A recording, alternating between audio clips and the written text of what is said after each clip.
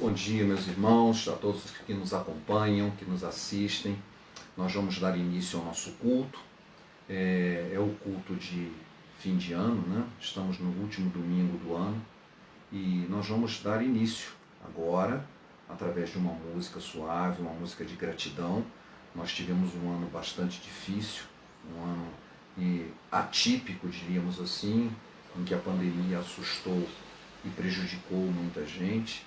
Algumas pessoas até vieram a falecer por causa disso, trazendo luto para muitas famílias. Tivemos muitas dificuldades financeiras, mas também sobrevivemos e chegamos ao fim desse ano.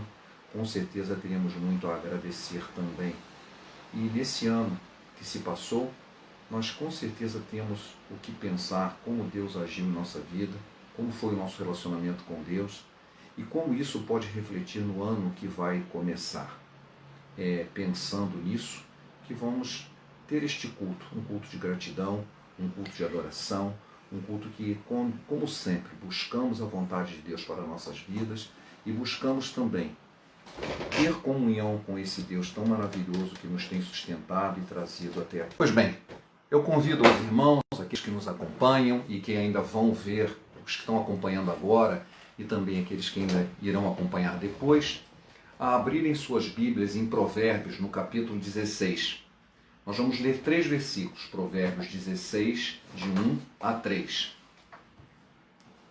Provérbios 16, de 1 a 3.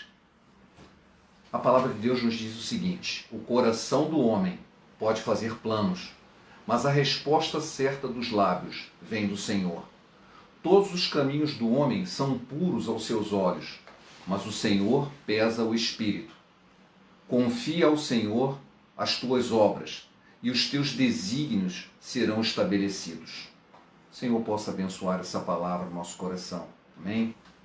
Bom, o fim de ano, todo fim de ano, né, sempre um momento de reflexão. Ele representa o fim de um ciclo e o começar de outro. Então é comum de nós fazermos, né, como seres humanos, a gente faz uma retrospectiva do que aconteceu até o fim deste ciclo e o que nós planejamos, ou o que temos em mente, qual a nossa expectativa para o novo ciclo que se inicia. E isso não é diferente em relação ao ano. É normal nós queremos olhar o ano que se passou e dizer se o ano foi bom, se ele não foi tão bom assim, se ele foi ruim, e também fazermos planos para o ano que vai começar. Uma coisa importante que nós não podemos esquecer é com que critério a gente avalia isso. Algumas pessoas, elas medem o sucesso do ano, né? Não apenas o ano de 2020, mas todos os anos, né? Eles medem o sucesso, por exemplo, pela quantidade de bens que adquiriram. Esse ano eu consegui ganhar mais, esse ano eu comprei um carro novo, ou eu adquiri um bem, troquei de apartamento, ou fiz alguma coisa, uma viagem maior. Então, avalie-se isso por uma questão de prosperidade material. Outras pessoas, por incrível que pareça, elas avaliam pela quantidade de mal e de tristezas que passaram. Esse ano é bastante comum numa roda, né? A pessoa, mas eu passei por isso, eu tive tal doença, eu tive tantos problemas, eu enfrentei tantas dificuldades, e às vezes até parece que há uma certa competição de quantos remédios teve que tomar, ou quantos problemas a pessoa teve que enfrentar, ou quem sofreu mais, ou quem foi mais triste. É um negócio assim bastante doentio, mas é bastante comum de acontecer, de pessoas que avaliam o seu tempo passado de vida pelo mal e pelas tristezas que sofreram. Alguns pelos bens que adquiriram, outros pelos maus que sofreram. Mas existe também aqueles que medem o sucesso do seu tempo vivido pela quantidade de bem que puderam fazer, pela quantidade de lágrimas que ajudaram a enxugar, pela gratidão, pelos livramentos recebidos. Avaliam se tornaram pessoas melhores, se superaram seus problemas, se alcançaram maior maturidade. Eu recebi um post muito curioso no WhatsApp e ele dizia mais ou menos assim: quando você ganha conhecimento, isso não te torna melhor do que os outros, te torna melhor do que você mesmo, que você era anteriormente. Eu achei muito profundo isso, À medida que vamos amadurecendo e compreendendo mais, vamos nos tornando melhores do que nós mesmos. Os outros, cada um tem que conquistar essa maturidade. Não é para haver uma comparação. Tudo isso são critérios de avaliação de se o ano foi bom, se foi mal. E o ano que vem? E o ano que vai começar? Com que critério ou quais os planos eu vou fazer para esse ano que vai se iniciar, 2021? Nós queremos meditar sobre como podemos fazer esse plano e nada melhor do que buscar isso na palavra de Deus. Por isso eu escolhi esse provérbio, porque ele tem alguns ensinamentos bem interessantes sobre fazer planos. O versículo 1 diz o seguinte: o coração do homem pode fazer planos, mas a resposta certa dos lábios vem do Senhor. Existem muitas palavras estranhas a respeito de fazer planos. Algumas pessoas fazem planos como se não tivesse que dar satisfação nenhuma a Deus e que Deus não existisse. Eu faço planos. A carta de Tiago já menciona o seguinte: olha, você diz eu vou fazer isso, eu vou fazer aquilo, eu vou em tal cidade, eu vou fazer tal viagem, e ele prevê assim você é um vapor que hoje em dia existe e logo depois não existe mais. Antes de qualquer coisa se deve dizer assim, se Deus quiser. E esse texto de Tiago, ele passou para a nossa cultura e nós costumamos falar, se Deus quiser eu vou fazer isso, se Deus quiser eu vou fazer aquilo. Porque nós paramos e dizemos assim, eu só faço as coisas se Deus assim o permitir, se Ele quiser. Mas a maioria de nós fala isso da boca para fora. Não é porque realmente estamos subordinados ao querer de Deus, mas nós aprendemos desde criança, uma cultura cristianizada como a nossa, a dizer se Deus quiser. Realmente nós nos subordinamos à soberania de Deus e devemos fazer isso quando fazemos nossos planos. E tem pessoas, então vamos voltar ao que eu falei, que não levam em conta Deus. Tem outras pessoas que estão no extremo estranho e dizem assim, eu não posso fazer plano algum e Deus vai inspirar cada passo que eu der. Não é isso que nós temos estar nesse texto. Assim, o coração pode fazer planos. Sim, nós podemos fazer os nossos planos, mas a resposta certa, o melhor caminho, ele vem do Senhor. O Senhor nos autoriza a fazer planos. Eu posso fazer planos para a minha vida, mas eu devo ter a certeza de que o melhor deles é aquele que Deus vai dizer que é o certo.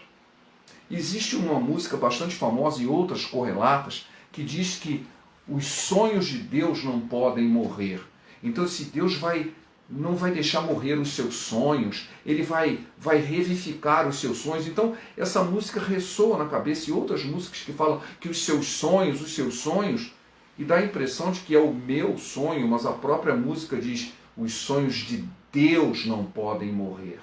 Se você quer um sonho que realmente vá se realizar, um sonho que vá prosperar, que vai ser realmente uma bênção, são aqueles aos quais o Senhor disse sim. A resposta certa dos lábios vem do Senhor. Ele disse assim, esse é um plano que eu aprovo. Então eu posso fazer planos, mas eu devo submetê-los à aprovação, ao carimbo de Deus. E ele diz assim, esse é o seu plano, mas eu aprovo o seu plano, eu vou abençoar o seu plano. No segundo item, no versículo 2, também temos um outro conceito bem interessante. Ele diz o seguinte, todos os caminhos do homem são puros aos seus olhos, mas o Senhor pesa o espírito. O que quer dizer com isso? É interessante ver a intenção dos nossos planos, que mesmo para nós, a gente pode achar que são ótimos, são muito bons. Mas qual é a verdadeira intenção? Estou fazendo as coisas para a glória de Deus?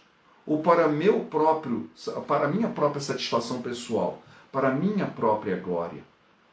Ou para aparecer? Ou para fazer algo que vá me tornar famoso, ou grande, ou importante? Onde Deus está sendo glorificado através dos meus planos? Essa é a pergunta. Todos os caminhos podem parecer bons aos seus olhos. Não, o que eu estou fazendo está ótimo, está certo, está válido. E do ponto de vista humano, não há problema algum. Mas o texto nos diz que o Senhor olha a nossa intenção, olha o nosso coração. E ele diz o seguinte: olha, o que você quer é uma coisa boa, mas a sua intenção não é das melhores. Um plano desses Deus não vai abençoar, não porque ele seja ruim, pelo contrário, ele pode ser muito bom. Mas e qual é a intenção? Existe uma passagem na Bíblia muito curiosa, que poucas pessoas dão importância, que quando Paulo estava em Filipos, ele estava pregando e uma jovem adivinhadora começou a seguir eles. E ela falava: olha, esses homens estão pregando o caminho da salvação. Ela estava falando a verdade. Ela estava falando a verdade, ela estava ajudando eles a anunciar. Dizendo assim, olha, era como se ela fosse o arauto. Ela era uma pessoa conhecida na cidade, ela era uma espécie de bruxa, uma feiticeira, uma adivinha, e ela era conhecida, e ela estava dando a chancela, a aprovação desses homens. Eles estão pregando a palavra de Deus. O apóstolo Paulo repreendeu e mandou com que o espírito se calasse. Ele não queria a participação de um espírito maligno ali. Por quê? Porque a intenção era ruim. O Senhor pesa o espírito e aquela intenção não era boa. Era se misturar junto da obra de Deus, a obra de Satanás se misturando na obra de Deus. O apóstolo Paulo imediatamente percebeu e disse: eu não quero a sua participação. Mandou que ela se calasse e expulsou o espírito de adivinhação dela. Os problemas que adviram depois disso, a gente pode ver lá na Bíblia, no livro de Atos. Mas é interessante porque o que ela falou era tudo muito bom. Estava tudo muito certo. Parecia que iria ajudar. Por que não? Não, eu não quero isso. Eu não quero essa participação. O Senhor pesa os espíritos. Aquele espírito não vinha de Deus e não há participação entre a luz e as trevas, mesmo que pareça bom. Muitas pessoas procuram coisas que não são de Deus, porque acham que vão ter uma cura, vão ter um alívio, vão ter uma bênção, mas que não veio da parte de Deus. Isso não pode dar certo. Os caminhos podem parecer puros aos nossos olhos, mas o Senhor pesa o espírito. Nem tudo que é bom e puro aos nossos olhos estão sendo aprovados pelo Senhor. Suas intenções, e ele já deixou bem claro, ele não quer que nós nos misturemos com as obras das trevas, mesmo que elas possam parecer boas, mesmo que elas possam trazer, pelo menos de imediato, algum fruto positivo. Mas no médio e longo prazo, não. Nós estaríamos desobedecendo ao Senhor, estaríamos nos contaminando, como diz a palavra. E por último, e eu gostaria de gastar até um pouco mais tempo nisso aqui, confie ao Senhor as tuas obras, e os teus desígnios serão estabelecidos. Está no versículo 3.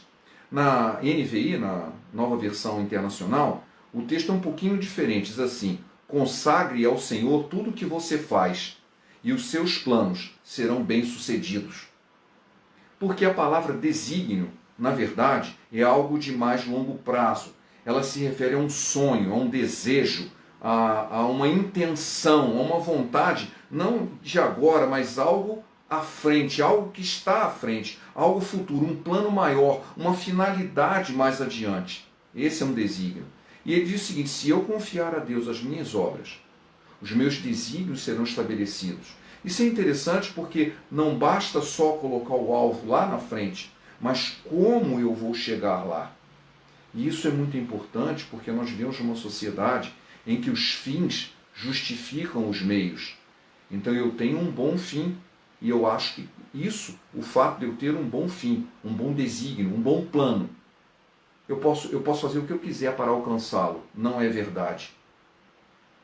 Nós temos que confiar no Senhor as nossas obras. Se as nossas obras estiverem de acordo com a palavra de Deus, Ele vai confirmar os nossos desígnios, os nossos planos.